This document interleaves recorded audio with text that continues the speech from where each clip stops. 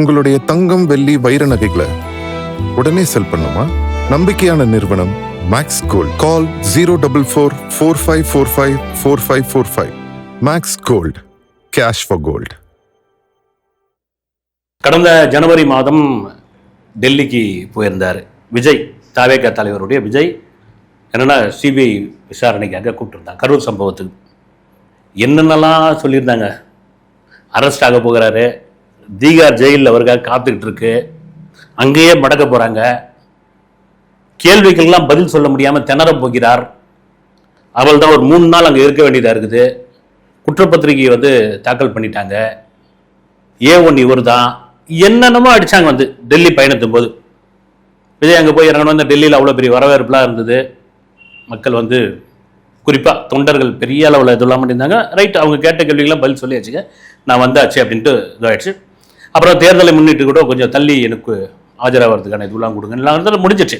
இந்த டெல்லி பயணத்தை நான் சொல்கிறேன் அப்படியே இப்போ பாருங்கள் மே மாதம் அப்போ கரூர் சம்பவத்தில் குற்றம் சாட்டப்பட்டவராக, இல்லை கரூர் சம்பவத்திற்கு விசாரணைக்கு உட்படுத்தப்பட்டவராக, அல்லது டெல்லிக்கு போகப்பட்ட அவர் ஒரு குற்றவாளியாக பார்க்கப்பட்ட விஜய் அவர்கள் இப்போ தமிழக வெற்றி கழகத்தினுடைய தலைவராக தாண்டி தமிழகத்தின் முதலமைச்சராக ஒரு டெல்லி பயணத்தை தொடர்ந்திருக்காரு. காரணம் என்னன்னா, மனிதனுடைய வாழ்க்கை எப்படி ஒன்றாலும் மாறலாங்க.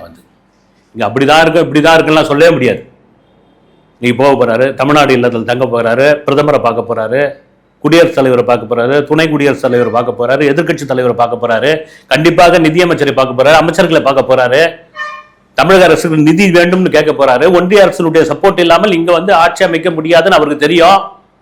ஆனால் தான் இங்க அவர் ஆட்சியில் ஏறின உடனே பிரதமர் மோடி வாழ்த்து சொன்ன அதுக்கு நன்றி சொன்னாரு. சில அழுத்தங்கள், சில வலியுறுத்தல்களும் விஜய் உடன்படுவாரா அப்படின்ட்டுலாம் அது அப்பாற்பட்ட விஷயம். ஏமா ஜனவரி மாசம் பேசின பேச்சு இப்போ பேசின பேச்சுக்கு என்ன வித்தியாசம் என்ன இருக்குது? அவ்வளவுதாங்க, சாப்டர் முடிஞ்சு போச்சுங்க. விஜயெல்லாம் அவ்வளவுதாங்க, காலிங்க அப்படின்னு சொன்னவங்க ஒரே காரணம், விஜய் இந்த இடத்தில், முதலமைச்சர் விஜய் இந்த இடத்தில் அமருவார் அப்படின்னு யாருமே எதிர்பார்க்கல. அதனுடைய விளைவு தான் இது. Right, okay. ஆட்சிக்கு 16-17 நாள் தான் ஆகுது. ஒரு லிஸ்ட்டை விட்டே போட்டு காமிக்கிறாங்க. இவ்வளோ கொலைகள், இவ்வளோ பாலியல் துன்புறுத்தல்கள், இவ்வளோ அட்ராசிட்டிகள், இவ்வளோ ரவுடிசம். சரி, ஓகேங்க, என்ன பண்ண முடியும்? என்ன பண்ண முடியும்னா இன்னும் போகணும் இல்லை, தினம் தினம் நடந்துட்டு தான் இருக்குது.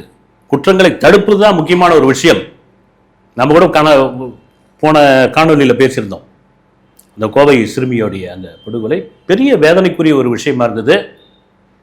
அந்த பெண்ணுடைய தாயார் கொடுத்த பேட்டியெல்லாம் பார்க்கும்போது வேற மாதிரியெல்லாம் தோணுச்சு. இதுக்கு தனியாக ஒரு விசாரணையை வைக்கணும். இதெல்லாம் மீறி குற்றங்களை தடுப்பது ரொம்ப முக்கியமான ஒரு விஷயம். மிக முக்கியமான விஷயம், தவேகாவினர் எந்தவித சிக்கலிலும் போய் மாட்டிக்கொள்ளக்கூடாது. அதெல்லாம் மீறி லஞ்ச லாவண்யத்தை ஒழிக்கிற நீங்க, எல்லாத்தையும் காலி பண்ணன்றீங்க, எங்க நீங்க பண்ணீங்க அப்படிலாம் கேள்வி கேட்க முடியாது. ஏன்னா முன்னாள் முதல்வர் ஸ்டாலின் என்ன சொல்லியிருக்காரு, ஒரு 6 மாசம் அவகாசம் கொடுக்குப்பான்னுங்கிறார்.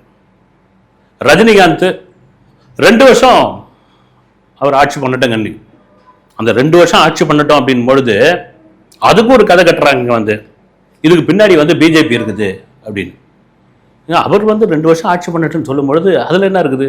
மற்றவங்களாம் 6 மாசம், 3/4 வருஷம், 1 வருஷம் சொல்லும் பொழுது, இல்ல 3 மாசம் சொல்லும் போது, இவர் 2 வருஷம் அப்படின் பொழுது தவேகாவுக்கும் பிஜேபிக்கும் ஒரு நல்ல உணர்வு இருக்குது.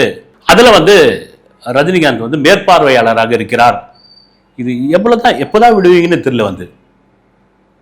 இதெல்லாம் மீறி பத்திரிகையாளர் சந்திப்பு ஏன் முதல்வர் விஜய் நடத்தவில்லை அப்படின்ற ஒரு கேள்வி மிக முக்கியமான கேள்வியா இருந்தது.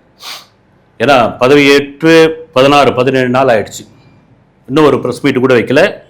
துறை சார்ந்த அமைச்சர்கள் நிறைய பேசுறாங்க, பிரச்சனைகள் பேசுறாங்க, பிரச்சனைகளுக்கான காரணத்தை சொல்றாங்க, உடனே தீர்வு சொல்றாங்க, பிரஸ் கேட்குற கேள்விக்கெல்லாம் பதில் சொல்றாங்க. அது பதில் நெகட்டிவா இருக்குதா, பாசிட்டிவா இருக்குதா, அல்லது காமெடியா இருக்குதா தாண்டி உடனுக்குடன் அந்த பதிலெல்லாம் வருது. ஆனால் முதல்வர் ஏன் இன்னும் பிரஸ் கான்ஃபரன்ஸ் பண்ணல அப்படின்னு. அது சில பேர் இப்போ பிரதமர் மோடி எத்தனை முறை பிரஸ் மீட் பண்ணியிருக்காரு. நீங்க அவரை விட்டுருங்க, மோடி கணக்கு விட்டுருங்க நீங்க. ஏன்னா 14 ஆண்டு காலம் ஒரு ஆட்சி காலத்தில் இருந்துட்டு இருக்கார். அப்படி பிரஸ் மீட் பண்ணல மோடி அப்படின்னா அதை தூக்கி எறிஞ்சிருக்க வேண்டியதுதான். அவர் அதில் ரொம்ப தெளிவாக இருக்கிறார். ஆனால் நீங்கள் தாவேகா தலைவராக இருந்த பொழுது பிரஸ் மீட் பண்ணலன்னா அது உங்களுடைய விருப்பம். நானே கூட பேசியிருக்கிறேன், விஜய் மீட் பண்ணல பிரஸ் மீட் பண்ணல அப்படின்னா நீங்க ஏன் அவர் சம்பந்தப்பட்ட செய்திகளை போடுறீங்க? அவர் பேசுற காணொலி ஏன் வைரல் ஆக்குறீங்க?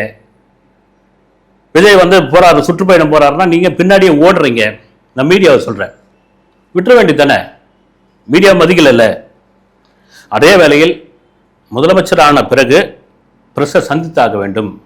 சரிங்க, கடந்த ஆட்சியில் ஸ்டாலின் எத்தனை முறை சந்திச்சாரு அப்படின்னு நீங்க அதை விட்டுருங்க. நீங்க ஏன்னா கடந்த ஆட்சியில் செய்த தவறுக்கான வழிகள் தான் இப்போ அவங்களுக்கு தெரிய வருது.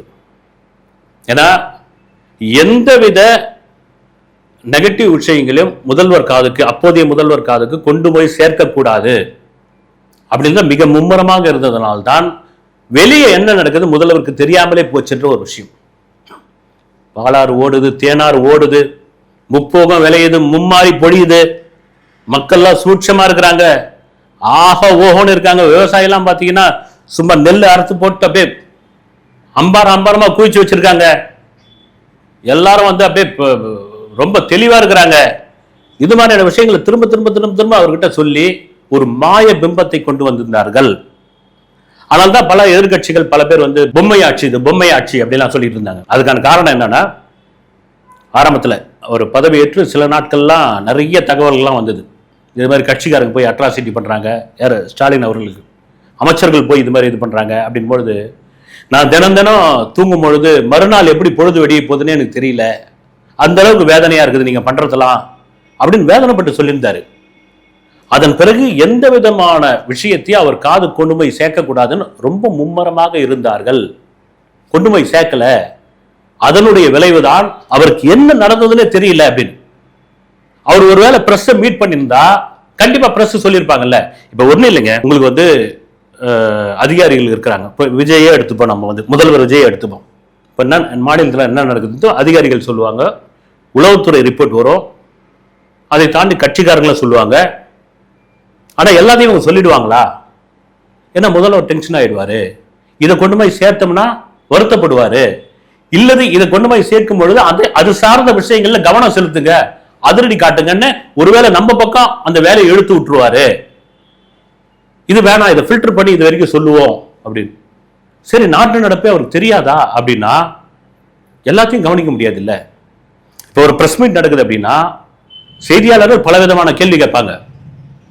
ஒரு முக்கியமான கேள்வி அங்க கேட்கும்போது ஒரு முதல்வருக்கே தெரியாத ஒரு கேள்வி, அதிகாரிகளுக்கே தெரியாத கேள்வி கண்டிப்பா மீடியாவுக்கு தெரியும். அந்த கேள்வி கேட்கும் பொழுது கண்டிப்பா ஜர்க்குவாங்க, ஓகே இப்படியாப்பட்ட ஒரு சம்பவம் நடக்குதா, அது கவனிப்போம். இதுதாங்க கலைஞருடைய பெரிய பலமே. அதுதான் கலைஞருடைய பெரிய பலமே என்னன்னா, காலையில அவருடைய டேபிளுக்கு அத்தனை செய்தித்தாள்களும் வந்துடும். விடியற் காலை அத்தனை செய்தித்தாளும் அசோக் நகர் டைம்ஸ் வரைக்கும் வந்துடும். அத்தனையும் படிப்பாப்புல 2 விதமான ஸ்கெட்ச் பேனா இருக்குமா, ஒரு ப்ளூ கலர்ல ஒன்று, ரெட் கலர்ல ஒன்று. அதை அப்படியே படிச்சுட்டு அந்த நியூஸ்ல ப்ளூ கலர்ல மார்க் பண்ணி அதுல ஒரு ஜம்ப் கிளிப் போடு வரான், ரெட் கலர்ல மார்க் பண்ணி ஒரு ஜம்ப் கிளிப் போடு வரான்.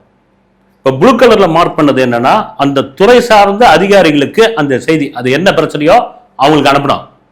ரெட் கலர் மார்க் பண்ணதுக்கெல்லாம் முரசொலியில ஒரு கடிதமா சொல்லுவார், பதிலா சொல்லுவார், கடிதம் எழுதி தீர்வு முடிஞ்சு போச்சு பாருங்க.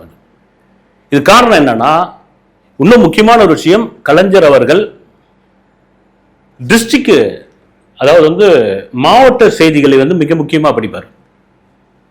ஏன்னா இப்போ திருநெல்வேலி எடிஷன் இருக்குது, திருநெல்வேலி எடிஷன்ல வர செய்தி இங்க வராது, திருவண்ணாமலை எடிஷன்ல வர செய்தி இங்க வராது, சென்னைக்கு வராது.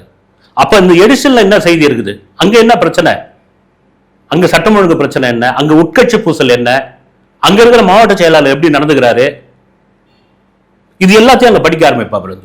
அது கூப்பிட்டு வார்டு செயலர் கூப்பிடுவாப்புல, அமைச்சரை கூப்பிடுவாங்க, அந்த சம்பந்தப்பட்ட எம்எல்ஏ கூப்பிடுவாங்க. இதுக்கு முக்கியமான ஒரு விஷயம்னா இந்த தெரிஞ்சுக்கிறது தான். பிரஸ்ஸை மீட் பண்ணோம், ஏன் விஜய் அதை தவிர்க்கிறார் அப்படின்ற ஒரு கேள்வி. மற்றபடி இப்போ தவேகா தரப்பிலிருந்து அமைச்சர்கள் எம்எல்ஏக்கள் இவங்க எல்லாம் பிரஸ் மீட் பண்றாங்க, பதில் சொல்றாங்க. சிலதெல்லாம் கொஞ்சம் காமெடியா கூட மாறுது. இப்போ கூட பார்த்தீங்கன்னா தூத்துக்குடி எம்எல்ஏவும் மீன்வளத்துறை அமைச்சருமான ஸ்ரீநாத் அவர்கள். அவர்கிட்ட கேட்குறாங்க, கச்சத்தீவு பற்றி என்ன நினைக்கிறீங்க அப்படின்னு. கச்சத்தீவு மீட்பை பற்றி அவர் பதில் சொல்றதுக்கு முன்னாடியே பக்கத்தில் இருந்த ஒரு நபர் வந்து நோ கமாண்ட்ஸ் மைக்ல வந்து உள்ள இன்டர்ஃபேர் ஆகிறார். இது ரொம்ப தவறான ஒரு விஷயம். அந்த நோ கமெண்ட்ஸ்ன்ற ஒரு பதிலை அமைச்சர் தான் சொல்லணும். அவர் யார்? அவரு. இதெல்லாம் ரொம்ப வேடிக்கையான ஒரு விஷயமா இருக்குது. இதெல்லாம் மீறி கண்டிப்பாக நீங்க மீடியாவை சந்தித்தே ஆக வேண்டும் என்பதுதான். சரிங்க, விஜய் வந்தார், லஞ்ச லாவண்யத்தெல்லாம் ஒழிச்சிடுவாரு அப்படின்லாம் சொன்னாங்க. என்ன லஞ்ச லாவண்யத்தை ஒழிச்சிட்டாரு அவரு? எங்க ஸ்டெப் பை ஸ்டெப்பாக தான் நாங்கள் போக முடியும். ஸ்டெப் பை ஸ்டெப்பாக தானே எடுக்க முடியும். ஒரே ஒரு விஷயம் எடுத்துங்க, இந்த சிஎம்டிஏ அப்ரூவ்டு அப்ரூவ்டுக்கு வந்து பார்ட்டி ஃபண்டு அப்படின்ட்டு வந்து அதிமுக திமுக 2 பேரும் கலெக்ட் பண்ணியிருக்காங்க. அதாவது தங்களுடைய பார்ட்டிக்கான ஃபண்டு. இப்போ சதுர அடிக்கு அதிமுக தரப்புல 25 ரூபாய் வாங்கியிருக்காங்க, திமுக தரப்புல 27 ரூபாய் வாங்கியிருப்பதாக தகவல். அதை வந்து இந்த வாட்டி நிறுத்திட்டாங்க. அது மாதிரிலாம் கொடுக்க வேண்டாம். எவ்வளோ ஆச்சு பாருங்க. வந்து ஒரு வீடு கட்டுறதுக்கு என்ன நடுத்தர குடும்பம் ஒரு 1000 ஸ்கொயர் ஃபீட்டில் ஒரு 800 ஸ்கொயர் ஃபீட்டில் அவன் வீடு கட்ட போகிறான். ஸ்கொயர் ஃபீட்டுக்கு 27 ரூபா அப்படின்னா அது என்ன ஆச்சு உங்களுக்கு?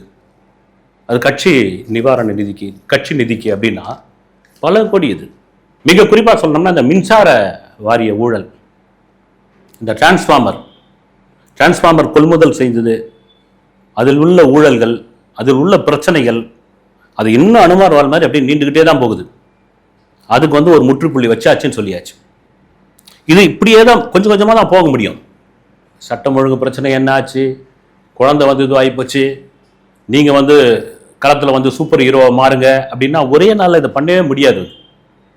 ஏன்னா இப்போ நடப்பது வந்து ஒரு கூட்டணி ஆட்சி, கூட்டணி அமைச்சரவை.